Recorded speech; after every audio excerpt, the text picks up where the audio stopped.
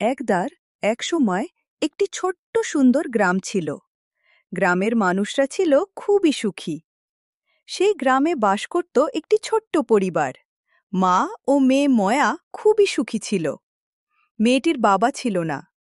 তাদের একটা ছোট্ট বাগান ছিল, যেখানে তারা ফুল ফল ফলত এবং তাদের সময় কাটাত। একদিন সকালে মা বারান্দায় বসে আছে। মায়া দৌড়ে আসে মায়ের কাছে। তখন মা বলল, মায়া, চলো, আজ আমরা বাগানে ফুল গাছ লাগাবো। মায়া খুব খুশি হয়ে বলল, চলো মা, চলো, খুব মজা হবে। তখন দুজন হাঁটতে হাঁটতে বাগানের পথে চলল। বাগানে গিয়ে মাটি খুঁড়ে একটা ছোট্ট গাছ লাগালো। সেখানে দুজন দেখতে পেল একটা খরগোশ খেলছে।